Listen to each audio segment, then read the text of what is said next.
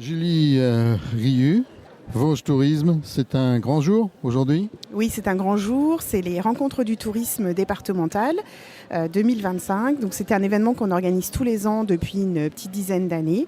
C'est un moment de rencontre entre tous les acteurs du tourisme de tout le département, d'est en ouest, des hôteliers, des restaurateurs, des campings, des offices de tourisme, des sites de visite. Et on essaye de rassembler tout le monde et de travailler ensemble sur la thématique touristique. Et le tourisme dans les Vosges est en expansion? Alors on est plutôt dans des chiffres de stabilité après des grosses années de développement suite à l'année du Covid qui a vraiment montré les Vosges sous son meilleur jour. Là cette année on est un petit peu plus en stabilité, mais effectivement le tourisme s'est très largement développé dans les Vosges depuis plusieurs années.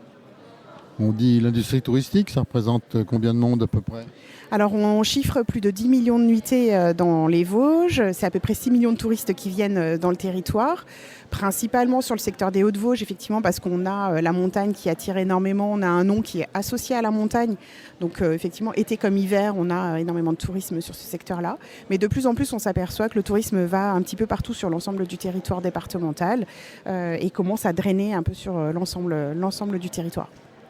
Mais autant de millions de touristes, on va les chercher où? Alors on va les chercher où? On va les chercher déjà dans la grande proximité. On a énormément de personnes qui viennent du Grand Est, qui viennent dans notre territoire, qui connaissent les Vosges. Et puis aussi on va les chercher dans le bassin parisien, dans le Nord-Pas-de-Calais, dans les Hauts-de-France. Et puis pour les clientèles étrangères, sur la Belgique, les Pays-Bas et l'Allemagne, principalement. Voilà, on les fait stopper dans les Vosges quand ils viennent du Nord. Exactement, exactement. Et quoi de mieux que les Vosges pour pouvoir s'arrêter et faire une pause? Il y a des projets d'avenir spécifiques?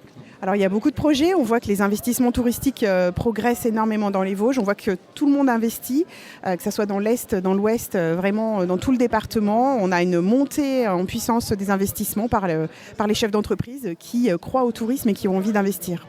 Denis Duchesne, ah bah ça y est, l'aventure reprend maintenant, la saison va démarrer. Eh bien la saison a démarré un petit peu en avance cette année puisqu'on a décidé d'ouvrir à partir du 1er mai. Donc chaque dimanche les gens peuvent venir s'oxygéner les orteils à la ferme Aventure avec bien sûr des nouveautés. Après la grosse nouveauté des 20 ans l'an dernier avec la Grange au jeu qui permet aux gens, aux enfants de plonger dans une piscine à boules de 150 mètres carrés avec les parents qui étaient adeptes jeunes des piscines à boules.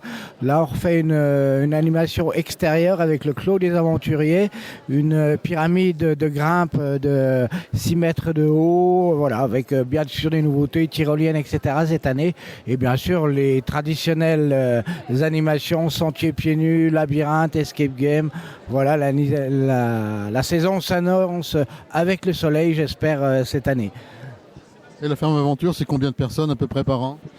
40 000 personnes voilà, sur le parc, principalement sur l'été, avec bien sûr les hébergements insolites, avec les avions, les cabanes dans les arbres, pyramides de verre. Et la nouveauté cette année, ce sera la tour du château, avec cet esprit de princesse et prince et princesse pour les jeunes aventuriers. Voilà, nouvel hébergement cet été. Et c'est l'envol pour la ferme Aventure, quoi. Et bien voilà, on s'envole à la ferme Aventure, les pieds en éventail, les doigts de pied en éventail, j'allais dire. Anthony Renaud, dans le Grand Est, les Vosges, c'est un pôle important pour le tourisme, je suppose. C'est un pôle très important, extrêmement important, qui regroupe plein d'enjeux touristiques. Le tourisme de montagne, avec le massif des Vosges, mais le département des Vosges aussi, c'est une plaine des Vosges, donc des enjeux touristiques extrêmement différents. Et il y a une très grande variété des acteurs touristiques et de l'offre touristique entre des activités plutôt d'hiver, avec évidemment la tradition du ski, puis en même temps aussi des vrais sujets sur l'itinérance, la randonnée, le vélo, les découvertes nature, et puis aussi tous ces producteurs, ces savoir-faire locaux qui font la richesse des Vosges et qui peuvent aussi contribuer à l'attractivité du territoire. D'ailleurs, dans le Grand Est, le tourisme, c'est important? Ah bah bien sûr, c'est extrêmement important, ça génère... On a une attractivité touristique qui est extrêmement forte, grâce notamment à l'Alsace, à la Champagne et aux Vosges. Ce sont les trois très gros spots touristiques. Donc oui, effectivement, c'est une problématique, c'est un enjeu touristique qui est fondamental pour nous. Sébastien Georges, aujourd'hui grand rendez-vous du tourisme en ce début de saison. Les hautes mines sont évidemment présentes. Oui, effectivement, on essaye d'être présent tous les ans à ce rendez-vous. Alors l'année dernière, on l'a manqué. C'est un petit peu dommage parce que c'est vrai, c'est l'occasion de retrouver les autres acteurs du tourisme vosgien, les offices du tourisme et puis les prestataires touristiques du territoire. Les mines au niveau touristique, c'est important parmi les autres comme ça? Oui, on va dire on tire un petit peu notre épingle du jeu. Alors nous, surtout dans le domaine, on va dire patrimonial, muséal et site archéologique, avec nos 30 000 visiteurs effectivement les 2 années passées. Les hautes mines commencent à, on va dire, acquérir une certaine notoriété, oui. Alors la saison commence, ça commence bien? La saison commence, mais j'ai envie de te dire, la saison chez nous ne s'arrête jamais, donc elle est toujours en mouvement. Donc là, on est en plein dans la période scolaire, ce qui va nous occuper jusqu'au dernier jour, vraiment jusqu'au dernier jour d'école. Et puis après, ce sera l'été. Donc aujourd'hui, c'est vrai que c'est l'occasion de faire le tour des prestataires, des offices du tourisme, pour parler un petit peu de nous et lancer un petit peu la saison estivale, oui. Et d'ailleurs, le dernier jour approche, celui des vacances scolaires. Oui, on a encore un petit peu de temps devant nous, on va dire 3 bonnes semaines, mais c'est vrai qu'on y sera quand même rapidement. Et nous, on terminera justement la fin des vacances scolaires avec une manifestation donc le 28 juin autour du Comte. Mais je pense que tu en as déjà entendu parler ou qu'on aura l'occasion d'en reparler sur l'antenne de Radio des Ballons. Nous voici avec l'Office du tourisme de Gérardmer. Gérardmer, c'est un peu la porte touristique des Vosges. Oui, pour le moins, c'est vrai que la structure Office de tourisme Gérardmer Hauts-de-Vosges, elle couvre 8 communes, la communauté de communes Gérardmer Hauts-de-Vosges, donc avec son rue, bien sûr, le Tauly, le Valtin et le plateau de Chandray, Liézère et Opale, constituent notre entité touristique. Mais c'est vrai que Gérardmer a quand même une notoriété connue et reconnue, et qui fait que l'intérêt pour cette destination est toujours bien présent aux 4 saisons. Qu'il fasse beau, qu'il fasse moins beau, qu'il y ait de la neige ou qu'il n'y en ait pas. Comment se passe ce début de saison? Alors, c'était un petit peu en dents de scie. C'est vrai que pour l'instant, on est par exemple là sur la période de mai écoulée avec les ponts. On est un petit peu en deçà, nous, de ce qu'on espérait par rapport au taux d'occupation et à la venue de gens, même à la journée. Mais on va pas non plus véhiculer l'image du verre à moitié vide. On est quand même globalement assez satisfait. On a eu un hiver correct qui s'est enchaîné avec une période aussi, quand même une belle période là, avec la fête des Jonquilles, qui a eu quand même un bel effet aussi stimulant sur les séjours, et puis sur la venue de gens bien en amont, puisque maintenant la fête des Jonquilles a lieu sur 3 jours et puis une seule journée comme c'était le cas avant. Et donc l'événementiel contribue aussi encore à faire venir des gens sur le territoire, et on a encore de beaux événements à venir là tout au long de cette année. Bon, ça va, il y a de l'eau, tu pompes pas encore dans le lac? Alors non, il y a quand même de l'eau en effet, on peut se baigner, profiter du lac et des activités nautiques. Donc c'est vrai que ce fameux lac de Gérardmer a toujours un effet quand même d'attirance de la clientèle, qu'elle soit locale, départementale, régionale et même nationale et internationale. C'est le lac de Gérardmer, comme on l'évoquait tout à l'heure, a quand même toujours le même effet, et notre surnom de Perle des Vosges reste toujours bien d'actualité. Voilà, puis comme Gérardmer au Tillot aussi, nous allons fêter les 90 ans de Claude Vanoni. Oui, et en même temps les 150 ans de l'Office de tourisme, oui. Puisque nous avons été créés le 23 juillet 1875. Donc cette année est une année anniversaire pour notre structure, en même temps que celle de l'ami Claude, qui est bien présent d'ailleurs avec un article dans notre magazine de destination 2025, parce qu'on ne peut pas faire sans lui, c'était pas possible. Et d'ailleurs, j'en profite pour passer le message qui va se produire à Gérardmer au mois de novembre. Et au Tillot au mois d'octobre. Voilà, parfait. Et que donc, il est toujours bien présent sur les scènes du département, et c'est toujours bien plaisant de le voir encore en forme. Et ouais, alors c'est parti pour la saison. Voilà, oui, on se prépare gentiment, mais c'est vrai que on espère que cet été sera beau et que la fréquentation des Hauts-de-Vosges en général sera bien présente, parce que on sait que tout seul, on ne serait rien et qu'on a besoin de nos partenaires autour. Souvent, on dit oui, c'est la guéguerre entre Gérardmer et la Bresse, mais très honnêtement, on travaille vraiment en bonne intelligence avec tout le massif, la vallée de la Moselle aussi, le massif des Vosges. Et voilà, c'est vraiment un ensemble. C'est important de faire passer ce message que voilà, les gens, les touristes qui viennent dans les Hauts-de-Vosges, même s'ils séjournent à Gérardmer, ils bougent, ils rayonnent sur le massif et on a tous besoin les uns des autres. Il y a 150 ans, si mes souvenirs sont bons. Ah non, peut-être pas quand même. C'était le comité des promenades, non? C'est ça, oui. À sa création, oui, la structure s'appelait le comité des promenades. Et donc on aura cet été sur le lac un spectacle qui aura lieu le 25 ou le 26 juillet, je ne suis plus très sûr de la date. En tout cas, c'est un samedi soir, un spectacle innovant qui s'est encore jamais fait sur le lac de Gérardmer avec du son, avec de la lumière et des jets d'eau.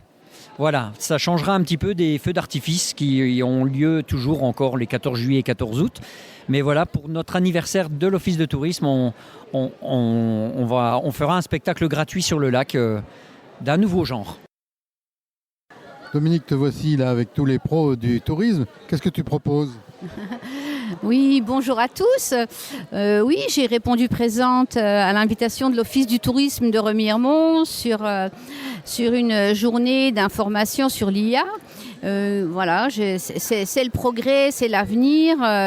Donc voilà, j'étais avide de connaître tout ce que l'IA peut nous apporter.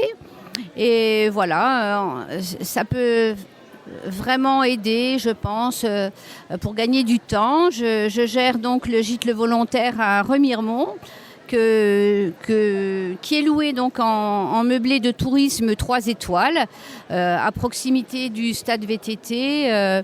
Voilà, il y a des demandes à proximité de la ville, de la gare. Voilà, c'est bon. Je suis contente. C'est une activité en même temps en retraite qui m'occupe et voilà, j'aime les contacts. Donc, avec plaisir, je réponds aux réunions et on s'adapte. Voilà, à la demande et à toute cette évolution. Et on fait comment si on veut aller en vacances aux volontaires? Alors on peut réserver bien sûr par l'Office du tourisme sans frais. Voilà, il y a mes coordonnées, il y a le site donc sur les pages Office du tourisme par internet. Également bien sûr avec les plateformes Abritel, Airbnb, Le Bon Coin. Voilà, également, les gens reviennent aussi quelques fois d'une année sur l'autre et passent en direct, voilà. Rachel, là on va bien s'amuser, nous voici à Frépertuis. Et oui, on a ouvert nos portes le 5 avril avec une nouveauté, Somail, donc implanté près du Santiago pour ceux qui connaissent. Et on va ouvrir tous les jours à partir du 5 juillet jusqu'au 28 septembre. Et l'an dernier, il y avait aussi une nouveauté, si mes souvenirs sont bons. Oui, on peut considérer que c'était encore une nouveauté puisqu'on avait ouvert El Molcarrete en juillet 2023 et on considérait que tout le monde n'en avait pas bénéficié en fait.